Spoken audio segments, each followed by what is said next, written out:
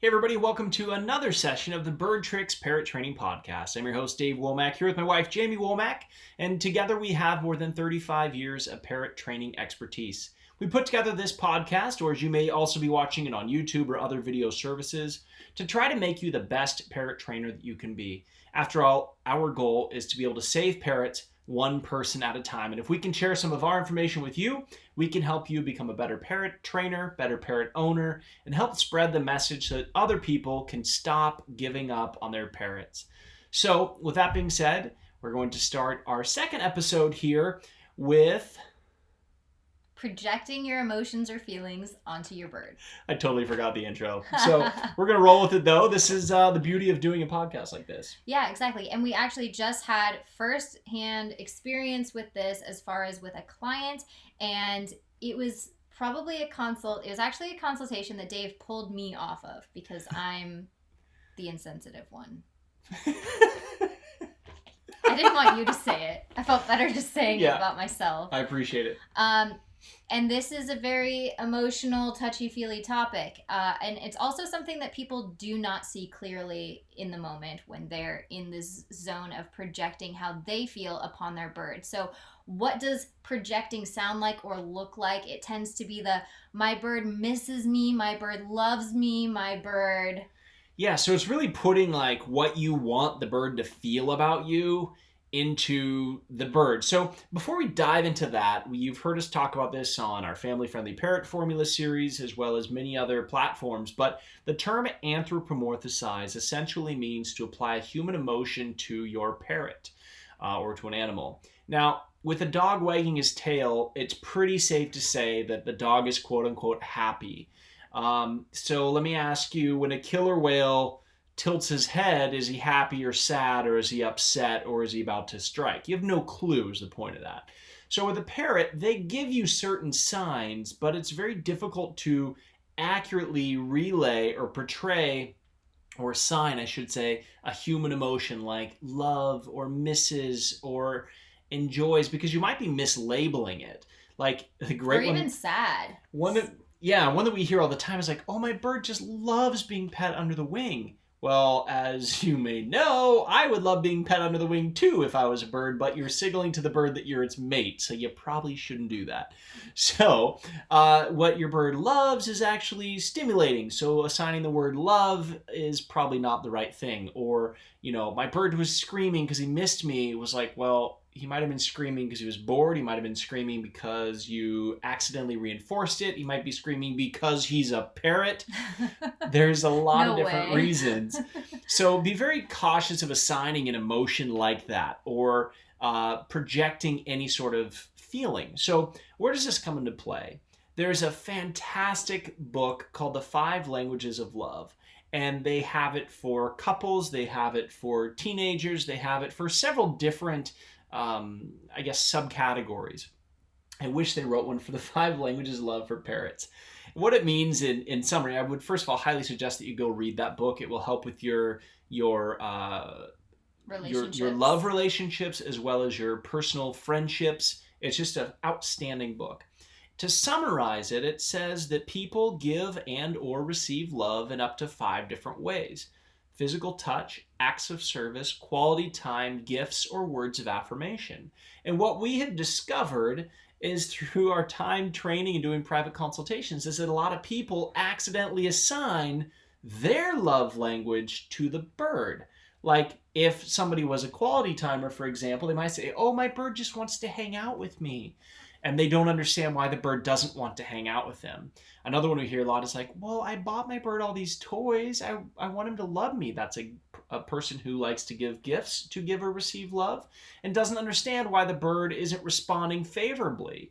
It's because they're projecting their emotion onto what they believe. If somebody's words of affirmation and needs to be told that they look pretty or, they like their new outfit, well, that's also the kind of person that might be like, oh, but my bird misses me so much. Every time I go see the bird, or if I'm gone, or whatever the scenario may be. And or so they believe that the bird responds well to praise when maybe yes. the bird is not receptive to praise. Yeah, and if you followed our family-friendly parrot formula course, you'll realize how some people accidentally punish their bird because their bird hates praise. But if that's the kind of person you are who needs words of affirmation, you may also give words of affirmation to show your love when in reality you're adding punishment.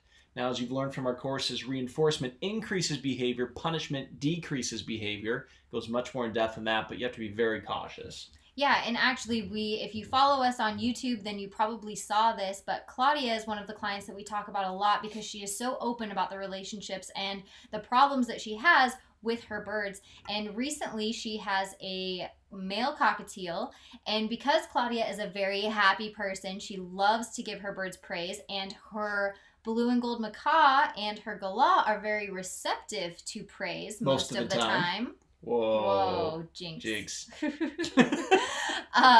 So since those birds appear to be more receptive to and enjoy praise, it's something that she naturally does and offers. That's just the type of person she is. When she's very excited about something, she'll woohoo about it. She'll say how attractive the bird is and all these nice, sweet nothings about the bird. Well, this male cockatoo was a breeder bird and did not want any human interaction. And so the last thing it wanted was her high-pitched voice singing and praising him when it just made him more and more nervous. It was something that she didn't catch on to because it's habitual, right? So she doesn't even know she's doing it. But when she sent me a video, I saw how the bird was responding really, really well. And then as soon as it did what she wanted, she thought that she was rewarding with all this praise and excitement and encouragement when really that was freaking the bird out and making it not want to repeat that behavior. So once that was pointed out and she used calming tones and didn't make such a big deal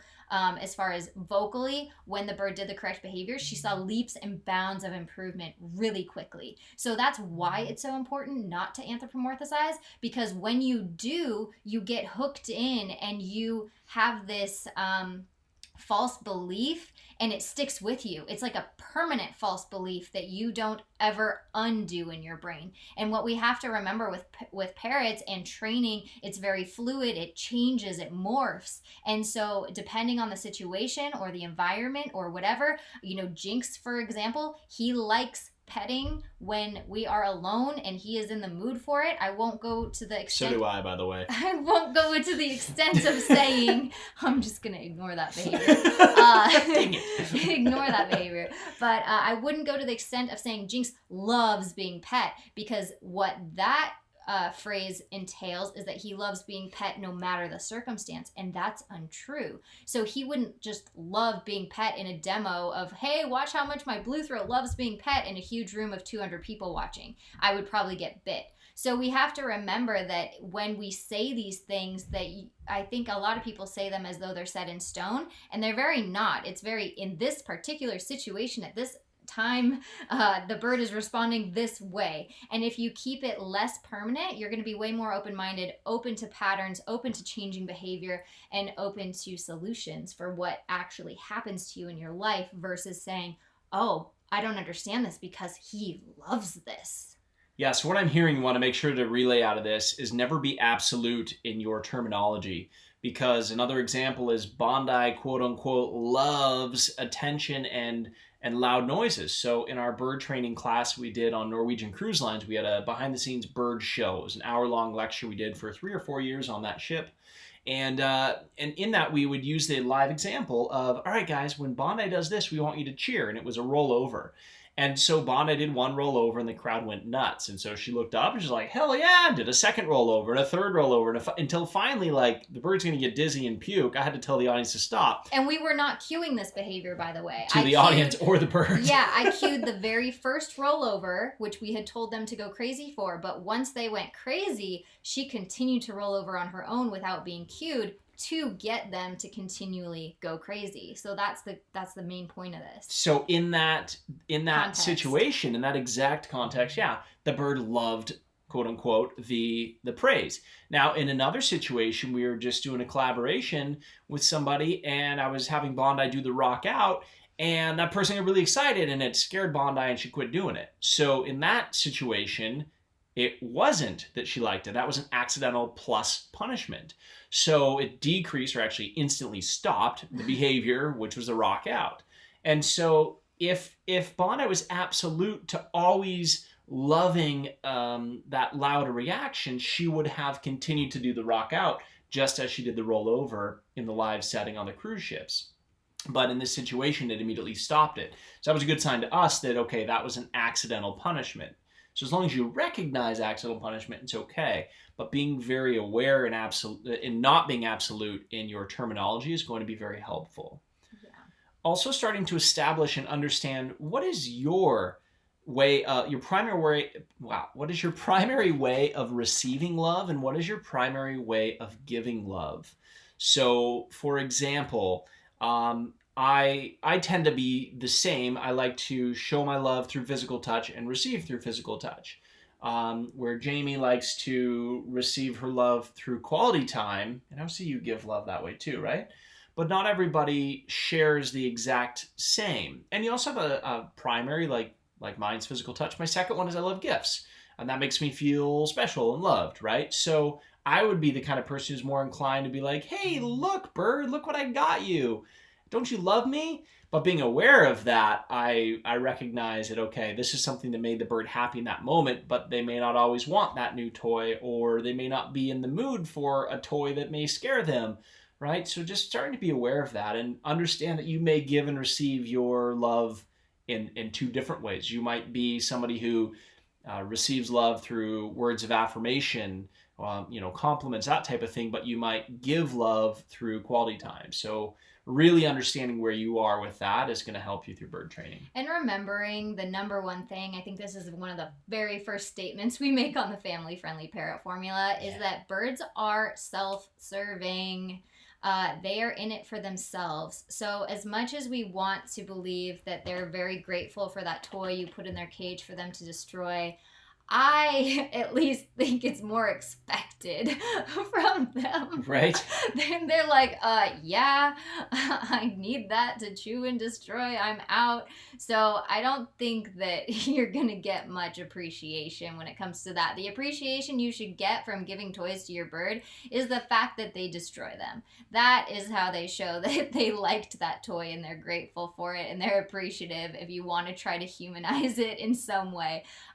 But having those high expectations is going to kind of set you up for failure. So really try not to. I did get a comment on YouTube once about somebody talking about this and saying how I should talk more scientifically, like how we do in our courses. And I just told them that I felt like it would disconnect with so many people when you're on YouTube and it's such a broad spectrum of people. And when you talk too scientifically and you get too specific in those things, people feel like you're speaking an entirely different language, and then they don't relate to you anymore. And so I think it's really important to make it so that everybody can understand and comprehend. Just making me think concepts of my friend Richard. He's a scientist from Hawaii. He's a brilliant man, like mind-blowingly brilliant. And so I flew down to San Diego for wingsuit training with him, and I get down there and we got rained out. So we made a long drive over to Eloy, Arizona, and then up to Phoenix, which we were rained out for all of that as well.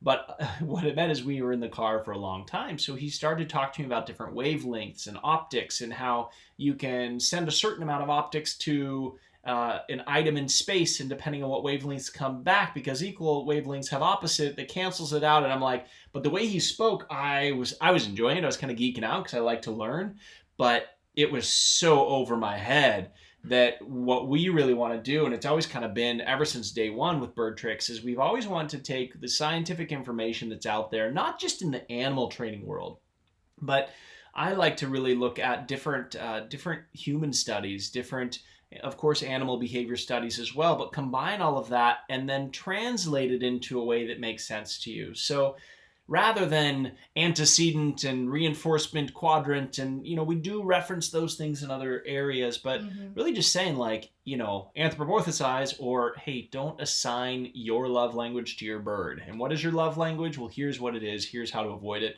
I definitely feel like that's Yeah. the more effective way to connect with everybody. And I think another example here is that we had another client who was away from her bird for only 2 days, and she was keeping her bird at an aviary at a friend's house. And when she came back to see the bird, now this person had missed her bird so much, and this person was going through an emotionally very hard time. And so she wanted to be missed by this bird equally as much as she missed her bird. So when she showed up to see it, she was just like, oh my gosh, she missed me so much. She loves me. She couldn't wait to see me. She hugged me with her wings. She was just so excited to see me. I can just tell that she missed me. And she kept using that sort of language over and over and over again.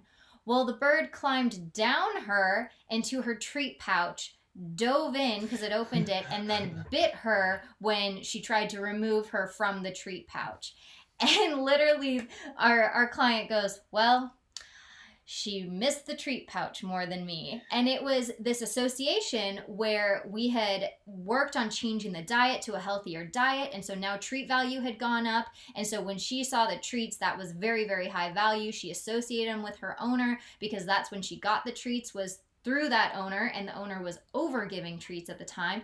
So it was just kind of this whole wrangled up mess of emotions of her wanting the bird to miss her so much in return that it became almost an obsession that that's why the bird was acting the way it was, until she literally had a realization, practically hit her in the face, but bite her on the arm instead, of this is about treats and the treats you have on you.